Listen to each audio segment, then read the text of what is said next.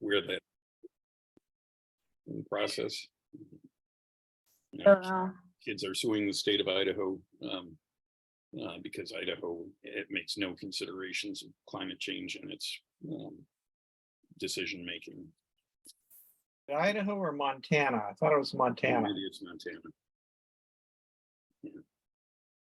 One of those.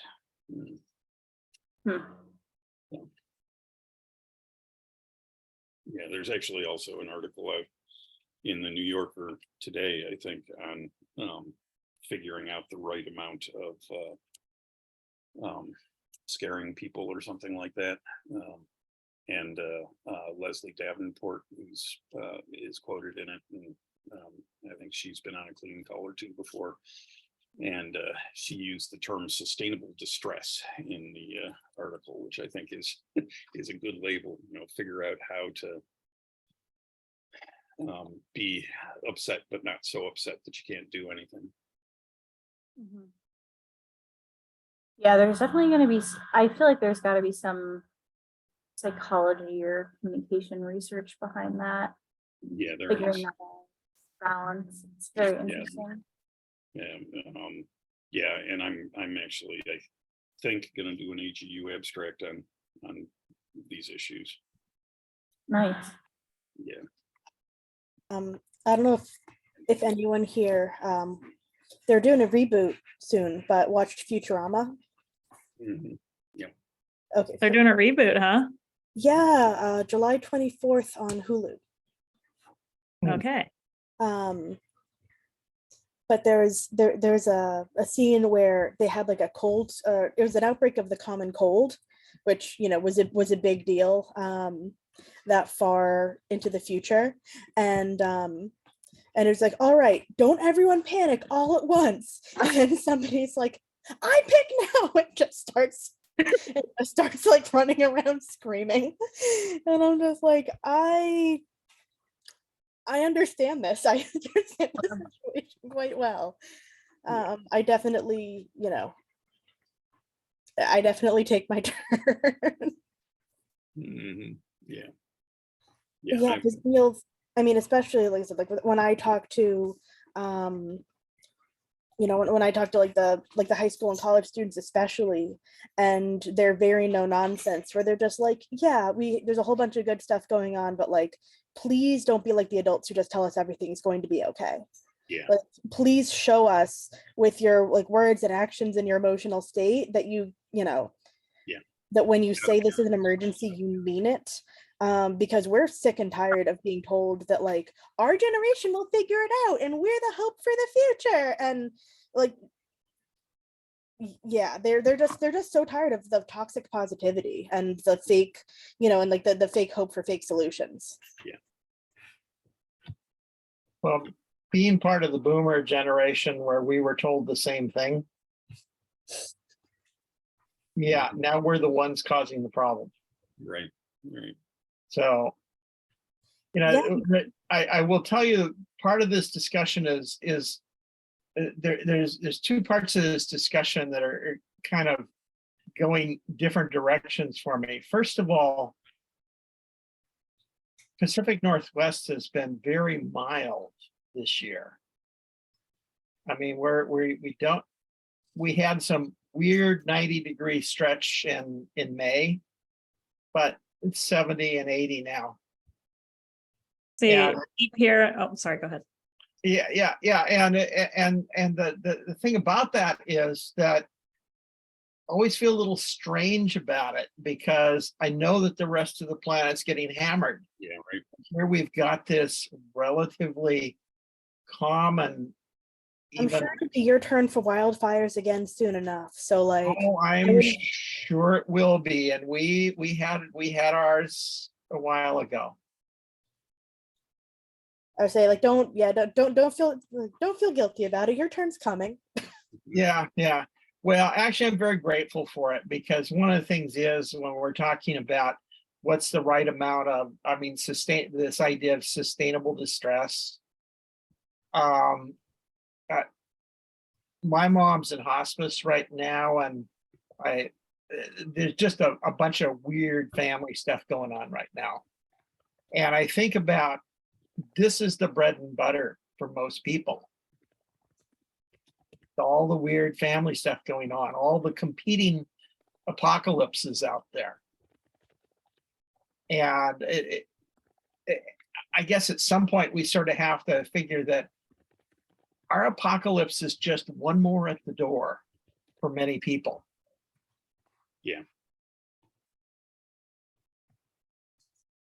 So up here in Alaska, we're having the coldest summer since 2008. Yesterday, our high was 55, a high of 55, and I'm in South Central Alaska. Like, that is a cold summer day. And I totally relate, Frank, of like hearing about the heat. And I was talking with my fiance last night where, you know, I'm trying not to complain too much, right? Because like, it's out there. We had, but we also feel like we've been waiting for summer for a year, because on this day last year, it started raining and it did stop and we had record breaking rain, and we still haven't had a summer since then. And, you know, it's weird. But I also said, the comment I made to him last night, I said, well, every other summer for the rest of our lives is probably going to be our hottest summer that we're ever going to have. So let's try to put it in perspective here. Don't think of it as the hottest day so far, or of the last 50 years. Think of it as the coolest day of the upcoming. Right? Exactly. But yeah, I know. I totally relate with the, you know, competing apocalypses, Frank. I'm sorry to hear about you having to deal with that, because it does so distract. And I think about that in my work of like the hierarchy of needs, you know, when I come in talking about energy and the kids haven't had something to eat in the morning, you know, like what does that matter? And that's one of the things that, you know, I try to keep that in perspective. And a lot of time, I mean, I've said this before too, a lot of times I don't talk about climate in my work, right? I'm like talking about energy, and talk about the cost, because it is so much closer to most of the students that I'm working with. That is much more of a concern. Not that climate isn't a concern for them, because it definitely is. It just is very much because they have these other more immediate needs and concerns that we're thinking about those first. That's definitely a tricky balance. Frank, I'm wondering what you think about this one. I think we all generally, agree we're balancing different things. We might be emphasizing one area right now in this thing. It doesn't mean that we're against another emphasis going even in the opposite direction. Like, we want everybody on board about climate change. Let's start with that. We want everybody on board on climate change, but it's looking for what are the things that get thrown out or people use as excuses to not do anything, or, kind of dissipate us or say that we're not important. And I think we have to recognize there's characteristics of the way the climate movement's been done and the way we do things, that like it's a lot toward voting and it's a lot toward the political and stuff. What I'm getting at is there's the thing that, well, unless we get everybody or we get the majority, then we can't do anything. We have to focus on getting everything, which also means that all of us, if we believe that, are doing like just groundwork stuff. We're just everybody is just doing, we want a basic understanding. We're just getting people to vote. We have nobody who's, we don't have leaders. We don't have strong, we don't have breakthrough people. And I would just say is, yeah, we want as many people as possible. We want that thing. But in my point of view, what I would put out is we don't need more than 10% of the population to be really serious about climate change to break this thing. I mean, slavery was gotten rid of with a lot less people. That women's rights was, all the social movements. We need leaders, we need breakthroughs, and that power of when it becomes the norm that energy efficiency is right, and that people are taking action and people are seeing, and then the states that don't want to do it, they're suffering economically and things. There's that movement of stuff. So what do you think, Frank? Does that feel counterproductive to maybe what you think if I say something as frank as blatant as give us a few million leaders among the young people and we got this thing? Well, I'm a little cautious about that. Because one thing about American political scene is it's a constant yo-yo. And I hear what you say, that we don't necessarily need more than 10%. But my concern is, what about the 10, 15% pushing on the other side? Yeah, who are, the octogenarians in Congress, who will be replaced by septuagenarians who are very set in their ways. Well, to that, I Well, would, I'm thinking about the 20, 30 something year olds who are gung ho on Second Amendment rights and the Heartland and some of the climate denial conspiracy theories and things of that sort. well, to that I would say, Frank, we need people, perhaps like yourself, but people out there who are taking on that battle. We need people who communicate with those people and make that persuasive argument and use those techniques. I, for one, since I work in the Bay Area in Washington, D.C., those people don't say very much around here. and I'm in a place where I can get the students who, and the public and things, and we've made real strides that we've contributed to be one of the places that, like, we're going to do this thing. We're doing this thing. And yeah, you can get all uptight about San Francisco and Pelosi and all this type of thing. Yeah, but that's who we are. We're proud of it. Yeah. But we need you too, or we need the people who are making it, who willing to talk during Thanksgiving with people who have gotten racks all over the house, dead deer heads in their, over by their fireplace,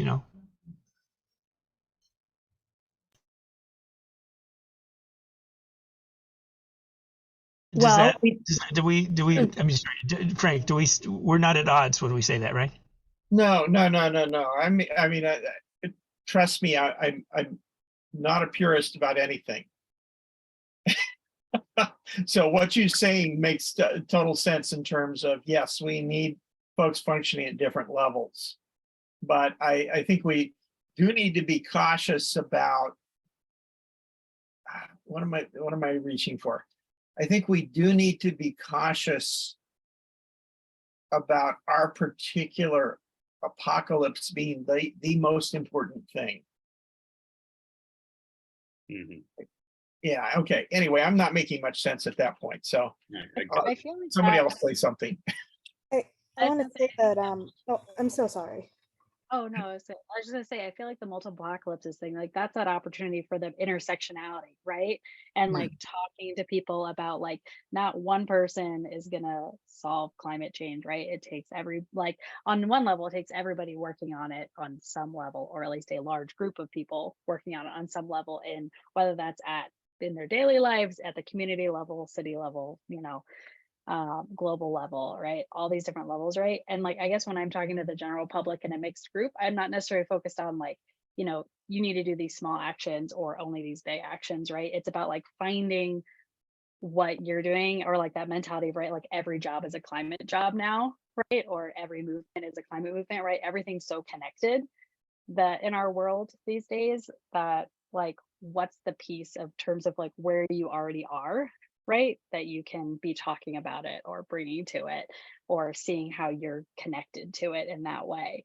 And so I guess for me, part of it is also, like, encouraging people to find that connection to, like, where they're already working, or whether that's professionally or in their activism or hobbies, or whatever piece of their life that kind of gets them energized, and, like, finding that connection for them to then pursue it, because I feel like that's where the personal meaning making and relationship and empowerment comes from, since all of these different movements, and a lot of these different multiple apocalypses, like, a lot of them can be connected. Yeah, we call that connecting the dots. And we do that a lot, especially in, like, our empowering resilient women and our community advocacy sort of programs. For example, there's a place in Miami called Liberty City that, historically has been Black, immigrant, low income, and you've got developers trying to take it over. It's built on a ridge. And, they're saying that folks who look like us were kept away from the shoreline and the beach areas because that real estate was more valuable. And now, you know, we're being forced out of our homes because of climate gentrification, because those people whose homes are consistently flooding that were worth, you know, several $1,000,000 are now looking at places on higher ground that used to be a lot less desirable. If you've got people who are struggling to pay electricity bills, you know, we can talk about how, well, it's only going to get worse, it's only going to get hotter, and electricity will get more expensive because the grid will keep going down unless we do something about climate. If they haven't had anything to eat that morning, look at the impact that, you know, climate change, flooding, droughts are having on food prices. So anything they're experiencing in the here and now is linked to climate change, and it's only going to get worse if we don't address this problem. So that's one of the things that we do, is we have like listening sessions where we say, what are you facing on a daily basis? And then we're like, that's a climate issue, that's a climate issue, that's a climate issue, that's a climate issue. How about we all work together on the underlying problems? Because yes, absolutely, we want more bus routes and we want more public transit, and we also want to make sure that you're aware that all of the diesel fumes coming out of, you know, coming out of the buses, you know, are causing, you know, part of the carbon footprint and air pollution. And Tallahassee just got a huge grant to electrify our bus fleet. And wouldn't it be great if we could also expand the bus routes, because, you know, they barely serve, you know, half the areas in the city. So yeah, it's all about, it's not just that every job is a climate job, it's also that every issue is a climate issue. I think like also keeping in mind too, right? Like, cause I struggle with the like doom and gloom and the, you know, and the fear-based thing of like triggering into inaction, right? So I think I also try to make sure I'm bringing into it when talking about it of like the solution stuff of like framing things as like an opportunity too, right? Of like, because we have an exhibit at NCAR that is based on the community earth system model that our scientists work on here. So it's basically like choose our future. So it has a bunch of like daily choices on how you live your life, what kind of like if you're driving locally, flying in planes for travel versus, you know, eating vegan versus eating meat, like all these different lifestyle choices that you choose as you go throughout the game. And then it adjusts the carbon emissions and the temperature, global temperature based on that. And basically it extrapolates for like every American use those same lifestyle choices. And a lot of times when you do it, it's depressing because you're like, oh God, like, that's not good. It's not going to be good. And so like, especially with like flying, right? Like flying on an international trip, right? We were talking about that earlier. That has a huge impact on it if everybody was doing that. So like a lot of times people will take away from that and be like, well, like that just says I shouldn't fly to Paris. And who wants to say you're not going to like fly on a trip internationally, and let alone you're discounting all of the, you know, family in other places or the benefits of seeing other cultures and connecting with other people globally. And so I always try to frame it as like, well, that's identifying a piece where we can innovate and create new technologies and find new solutions, right?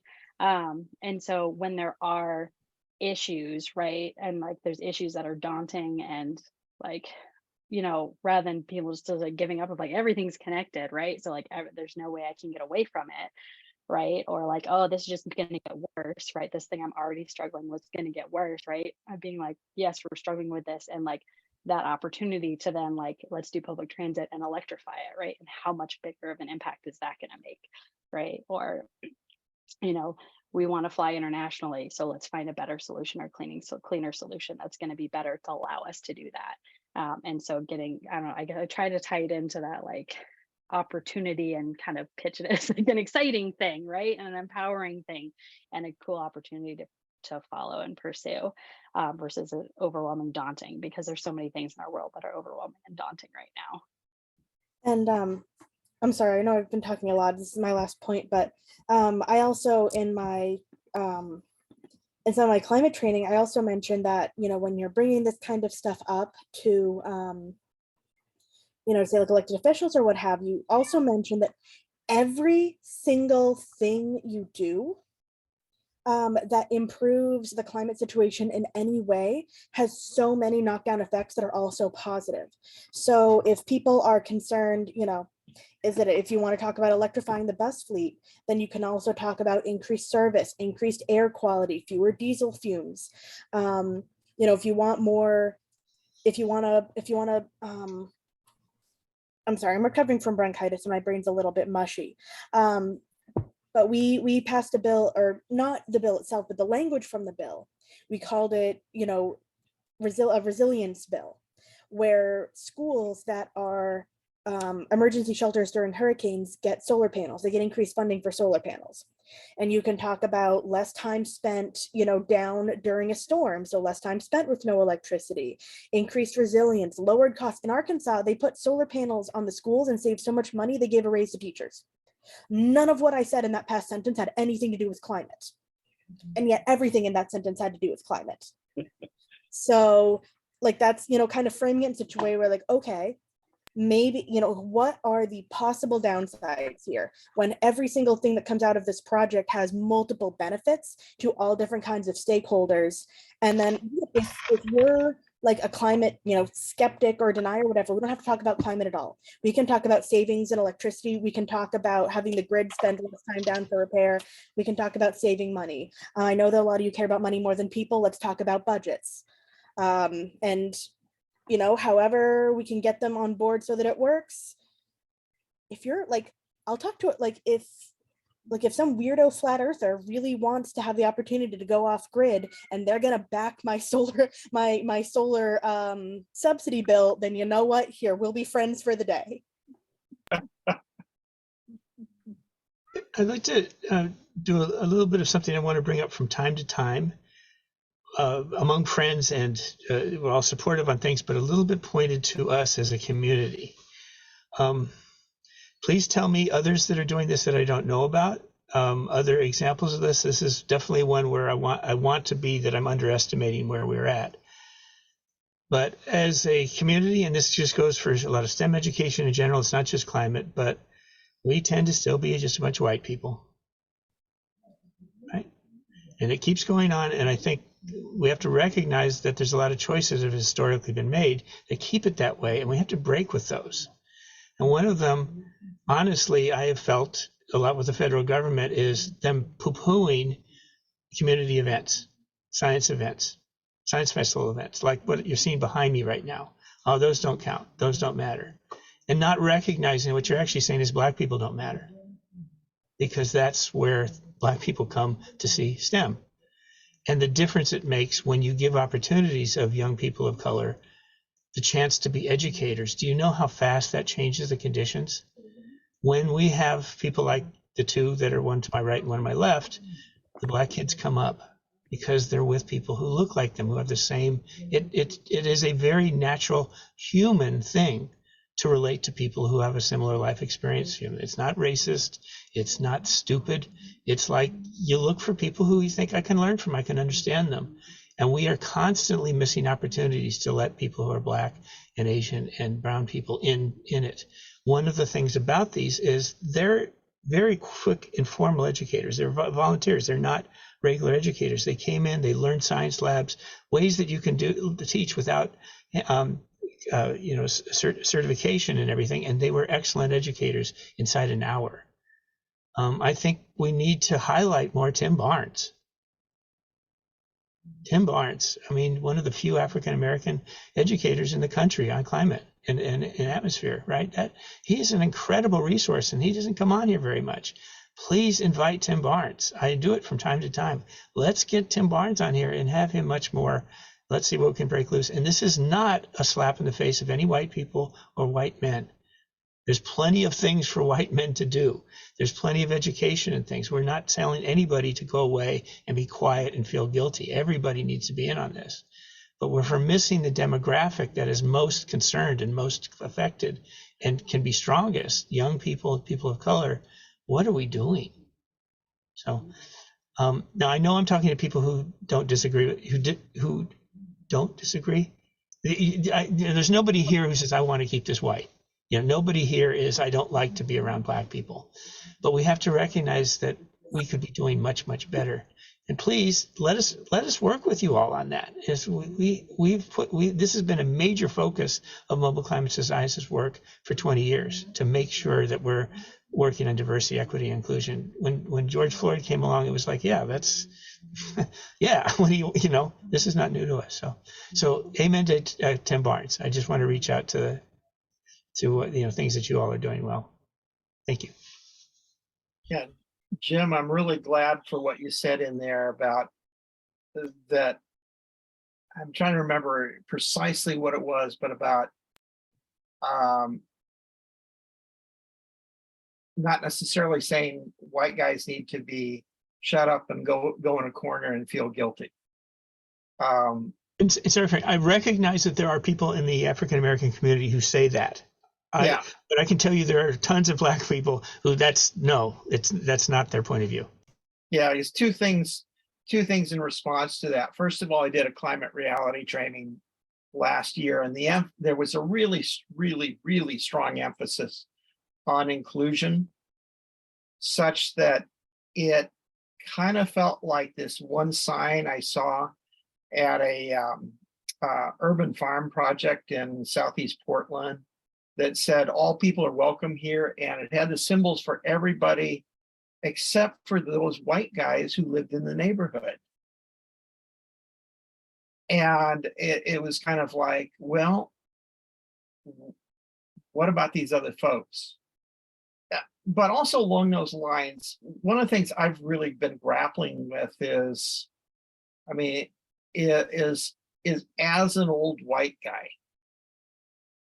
what is my best role in this? Something that feels satisfying to me in terms of being able to do the exploring I want to do and the communicating I want to do, but in a way that enables the kind of diversity that many people my age have been doing their best to put a lid on. Can I give you an opinion, Frank? Go for it. I knew at least 20 things you do that please keep on doing. You do incredibly important work. And a lot of times it's not the work I do, but I totally value what you do. We each have our choices. Mm-hmm. But I'm especially proud or want to applaud that your work to bring in retired people. Because our society puts people once they retire out to pasture. There's nothing they can do.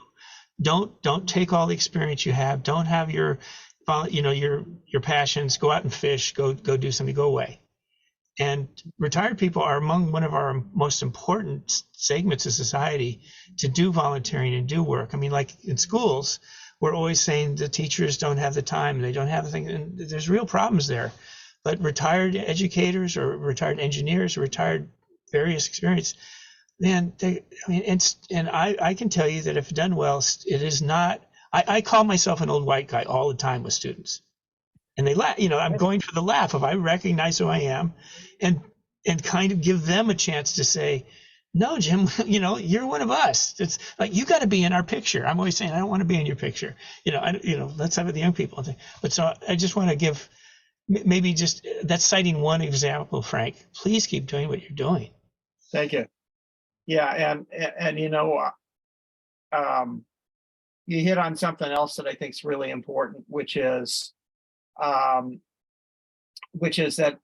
some of the gray-haired groups I'm around are always looking around at the fact that they're surrounded by gray hairs.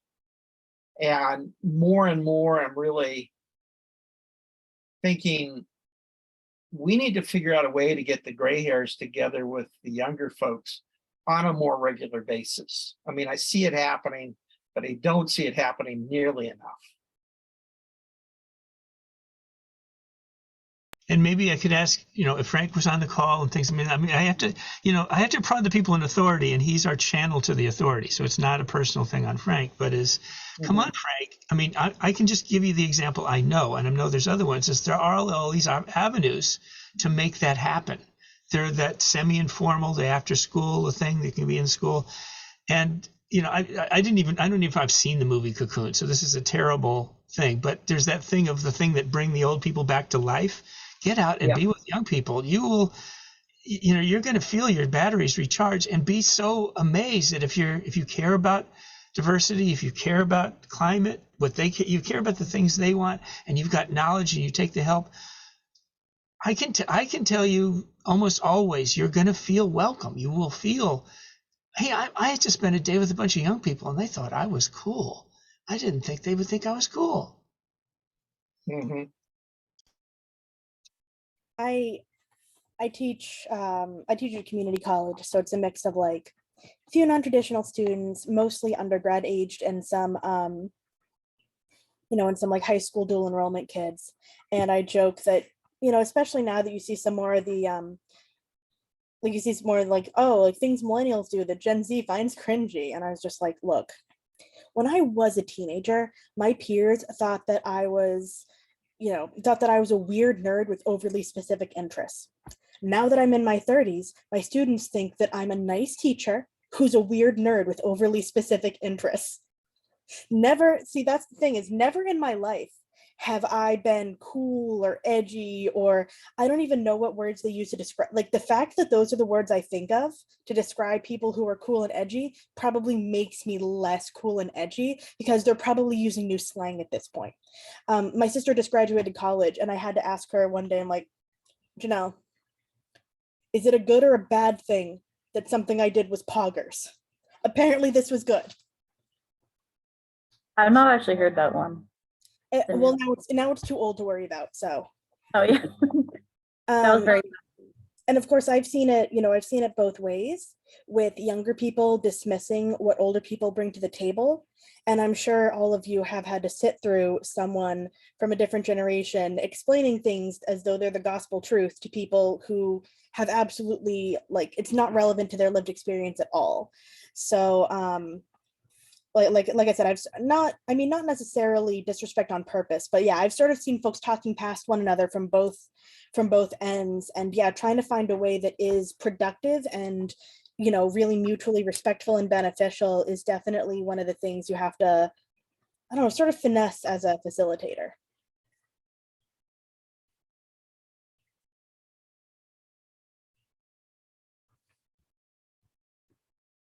Well, I'm technically the facilitator today, but we've had such an awesome discussion that we never even did any of the normal like facilitating things, and we're already 45 minutes in, which is fantastic. I do want to make sure that we have some time. Who are you? No introduction. I have no idea who you are, Colleen. Brand new face. Yeah, well, I mean, I could tell, pretty sure we all know each other, so could skip the intros, but I do want to make sure that we have time for announcements before we completely wrap up. So I don't have anything, except it's middle of summer, everyone's out fishing, so I don't talk to anybody in Alaska right now.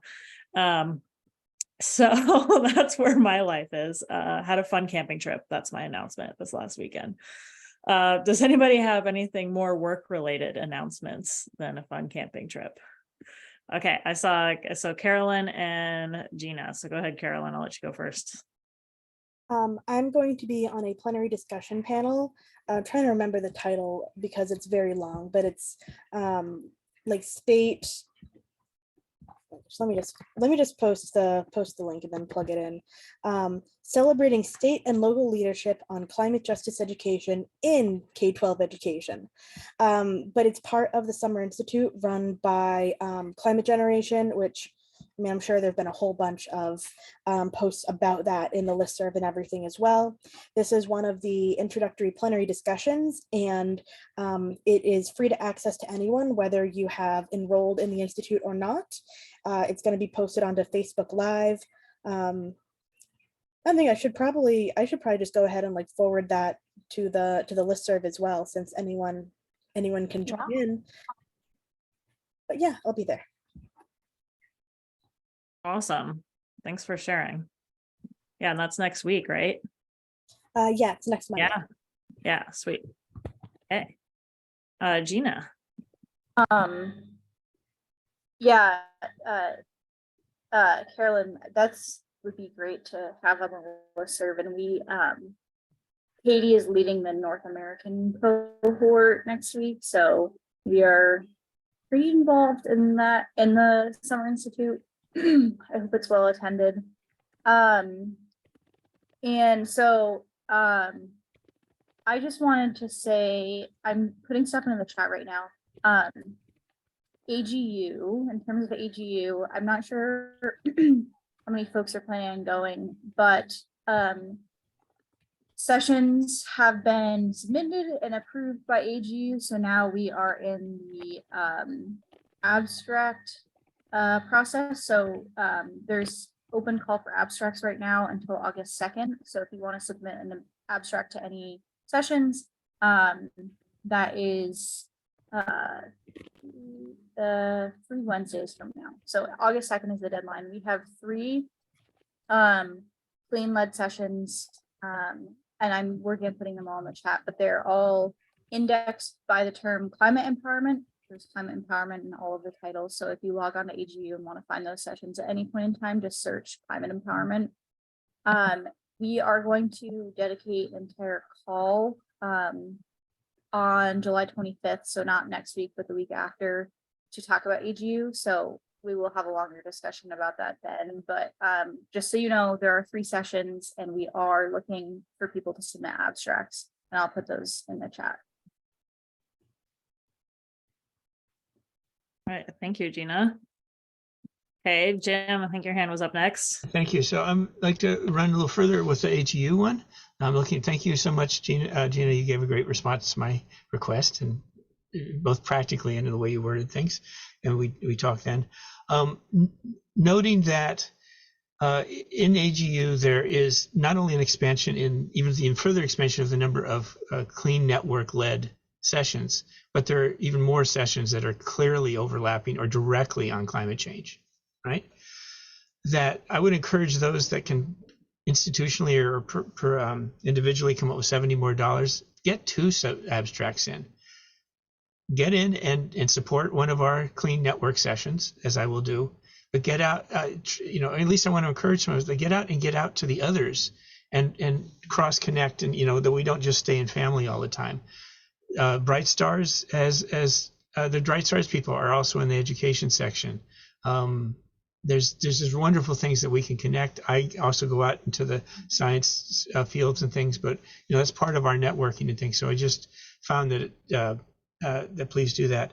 And then maybe one of the things I'll bring up more, maybe we'll do a thing at CLEAN at some point, but it comes back also for you, Frank. We've mentioned this one before, but I now am working even more solidly with a group in Livermore, California, where the Livermore National Laboratory and Sandia National Labs has that. And they're going to have a youth climate summit in Livermore that is going to be doing things that no other youth climate summit in the country is doing. Just way and above, really great things will be part of AGU. But what stands out that is making so much of it possible, it is a true multinational collaboration. It's kind of like Mobile Climate Science Labs, but like on a way bigger scale of like 30 interns at one time from high school, and all these retired engineers, scientists, and educators from the big labs. And they've got money and they've got power. And so it's the gray-haired people is integrating with the young people. It's really happening there. So some right nice news there. And I'm gonna give it back to Colleen, and hopefully it'll go to Don. Yeah, Don, go ahead. Yeah, so see if I can remember what I was going to say when I put my hand up. So I put a link into the New York State Master Teacher Program's summer conference, which has gone to full virtual at the request of the teachers who didn't want to travel across the state. And that has the Master Teacher Program isn't generally open to all, but they've opened up the conference to everyone. I have a session in there on Thursday afternoon, and I'll write up something and put it out on the list. And there was a second thing that I was going to mention, but I did also put in the title of another AGU session that Rose Hendricks from the Association of Science and Technology Centers is one of the conveners on, that she sent me the info for, and that's probably where I'm going to submit my scary. Don, did you check in with her? I've talked with her a while ago, so I'm glad. I don't know if I can cover that one, but that's perfect. Yeah, she sent me she sent me the info on the session and asked me to submit an abstract, and I'm planning to. And the third one listed of the CLEAN sessions, I am a co-convener on with Jessica Bean and Patrick Chandler. So please submit to the various things. I just want to say too, there is I believe it's a $50 registration fee if you are an educator. So if you can get a letter,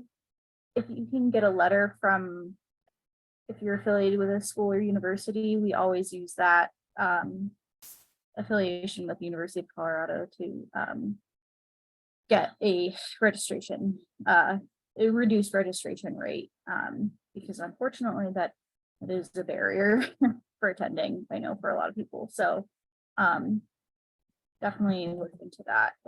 If you're Yeah, interested it's in attending. $55 for K-12 educators and museum and other informal educators. I'm not sure if you can pull it off with a college affiliation, because that's most of their membership.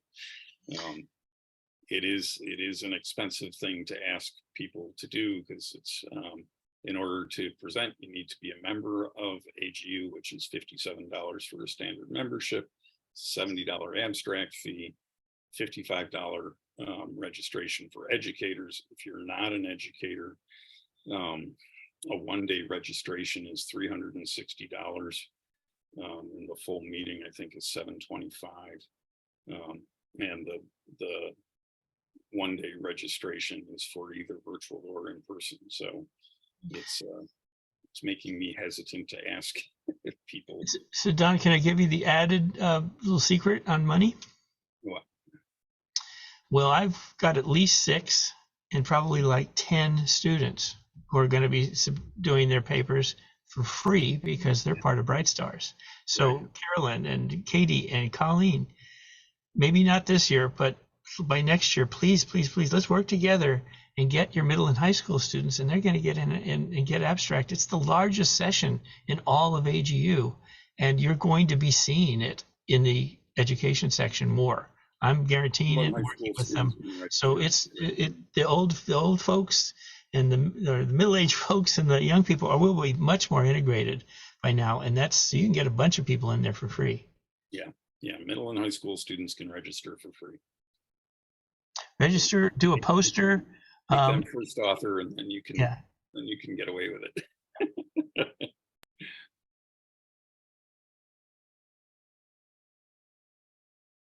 What's the program name?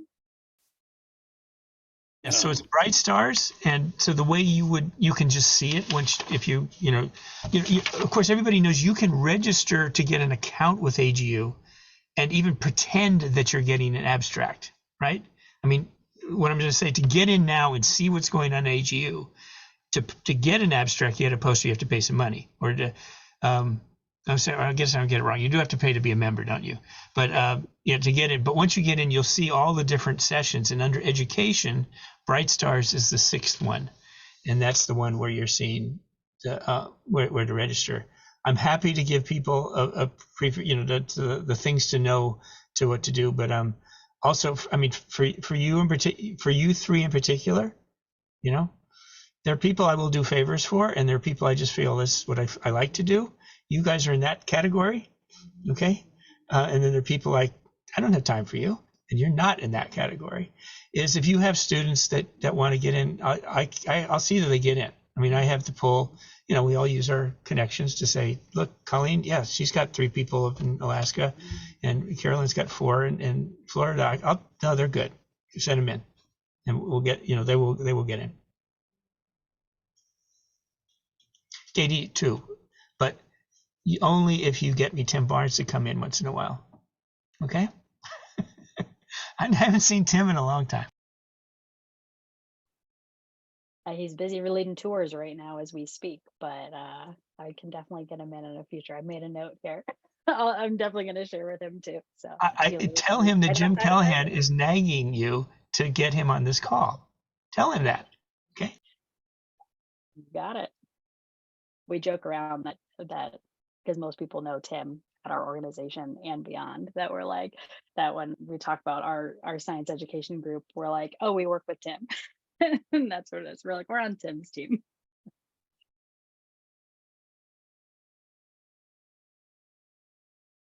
All right, we have just a few minutes left. Want to make sure there weren't any other announcements. I know it's a small group, so we probably hit it all, but Well, a non-formal announcement is that I went to the National Comedy Center this past weekend, and it is fabulous. And I am pondering how to collaborate with them. It's they won U.S. News World Report distinction as one of the best new museums in the country in 2019, I think, is when they opened. And it's in Jamestown, New York, because that's Lucille Ball's hometown. And so they actually have the Lucy and Desi Museum as a separate entity that's been open for a long time. And so they have all the Lucille Ball archives and stuff like that. They also have the George Carlin and the Lenny Bruce archives. And you go in and they, when you pay your admission, they give you a bracelet with an RFID tag where you go up to a kiosk and you put in your comedy preferences. And then all of the interactive exhibits that you deal with after that are customized to you. It's really fabulous. So I recommend it. I'll put a link in for them in the chat. It is now my second favorite museum after the Museum of the Earth. Can I take 1 minute to tell a Tim Barnes story? Sure. And that is in 2007, when the American Association of Research and Science had their science festival in San Francisco, what they were doing it, we organized to have a climate change big thing. And we had 3 booths that worked together. So we organized it, and Lawrence Hall of Science was with us, and NCAR, UCAR was with us. So we had 3 booths all lined up together doing climate change. Is going on. I would go over to people in other parts of this science festival and say, well, how are you doing on turnout? How are you doing on things? And ask them and say, well, have you seen a lot of black kids here? You know, how are you doing on for diversity? I said, no, we don't see any black kids. We don't see any people of color. I said, go over there, look over that way. See climatechangeeducation.org? Yep. Look over at NCAR. They're all with Tim Barnes. People feel welcome. It's just a real thing. It's a real thing, and there's nothing wrong with it. What's wrong is that we don't do it. You know, you got to start with educators, and then it opens up, and you get more, and then you get more, and you get more. Are we going to pass up the entire demographic of black and brown people? Of course not. So, Tim Barnes, way to go.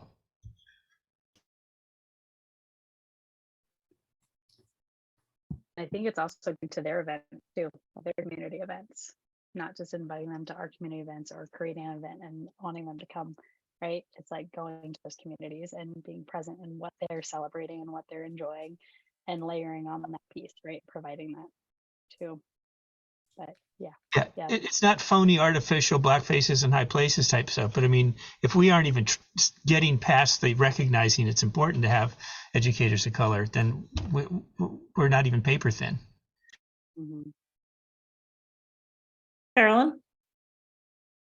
I will say I have something different, but on that note, I'm really excited that we're opening up a college chapter of our youth empowerment group, Gen Cleo, in Florida Agricultural and Mechanical University, which is the largest public HBCU in the country. So I'm really excited for that. Listen, I've definitely made lessons where I linked this to climate stuff, but if any of y'all have heard of Floridians Protecting Freedom, where there's a budget initiative trying to basically restore the rights under Roe v. Wade in our state constitution and counter the government's bans on reproductive health care. And I've been doing a lot of petition gathering and training on that. And we are a third of the way to the total number of petitions we need to get it on the 2024 ballot. I've spoken a lot about the intersection of like reproductive healthcare and healthcare access, and the increased risk to pregnant people during extreme heat, and how, as I said, every issue is a climate issue.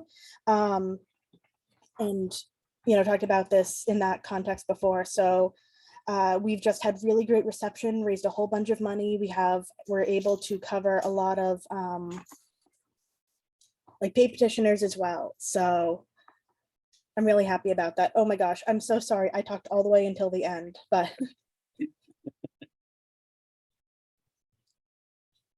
No, you're great. I think the theme of intersectionality is so important. I really love that we've talked about a lot of different things today, but really it all seems like that's kind of our theme today, was about the intersection and connecting those dots. So thanks everybody for all the great conversation, small but mighty group today.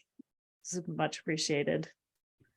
And hope you guys have a great rest of your day and see you next week. All right. Thank you, everyone. Appreciate it.